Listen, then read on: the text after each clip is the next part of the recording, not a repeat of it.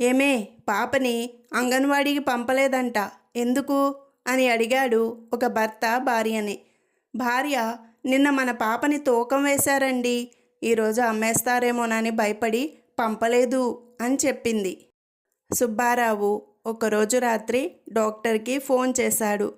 సుబ్బారావు, మా ఆవిడ కడుపు నొప్పితో బాధపడుతుంది, అపెండిసైటిస్ అని నా అనుమానం. డాక్టరు, అపెండిసైటిస్ అయ్యే ఛాన్స్ లేదు, ఆల్రెడీ మీ ఆవిడికి అపెండిసైటిస్ ఆపరేషన్ నేనే చేశా ఇంతకు ముందు అని చెప్పాడు. సుబ్బారావు, లేదండి, నొప్పి భరించలేకపోతున్నా అంటుంది, ఇది ఖచ్చితంగా అపెండిసైటిస్నే అన్నాడు. డాక్టర్, ఎవరికైనా కూడా 2 అపెండిక్స్లు ఉండే ఛాన్స్ లేదయ్యా, నా మాట వినవయ్యా బాబు అన్నాడు. సుబ్బారావు, కానీ ఒకడికి 2 పిల్లలుండే ఛాన్స్ ఉంది కదండి, మీరు తొందరగా రండి అని చెప్పి ఫోన్ పెట్టేశాడు. ఏమండి, మన ఇంటికి గాడిద వచ్చింది, ఏం చేయమంటారు అని ఒక భార్య ఫోన్లో భర్తని అడుగుతుంది. భర్త, ఈ విషయం నాకెందుకు ఫోన్ చేసి చెప్తున్నావు అని అడుగుతాడు. మీరే కదా ఇంటికి ఎవరైనా వస్తే ఫోన్ చేసి చెప్పమన్నారు అని అంది భార్య.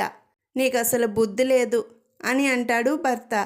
భార్య, నిజమేననుకోండి, మీకు ఫోన్ చేయకూడదు అనుకున్నా, కానీ మీ బంధువులు ఎవరైనా వస్తే చెప్పాలి కదా అని ఫోన్ చేశాను అన్నది.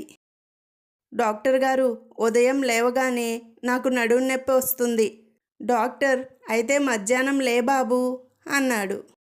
భర్త, తల తిరుగుతుంది, కొంచెం కాఫీ ఇవ్వమని చెప్పి ఎంతసేపు అయింది అన్నాడు. భార్య, మీ వెనకే పెట్టి చాలాసేపు అయింది అని చెప్పింది.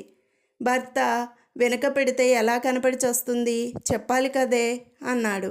భార్య, ఇది మరీ బాగుంది, తల తిరుగుతుందంటే అన్ని వైపులా కనిపిస్తుంది అనుకున్నా అన్నది. వెంగళప్ప, ఈ పుస్తకాన్ని చదవలేకపోతున్నా. లైబ్రేరియన్, ఏమైంది సార్?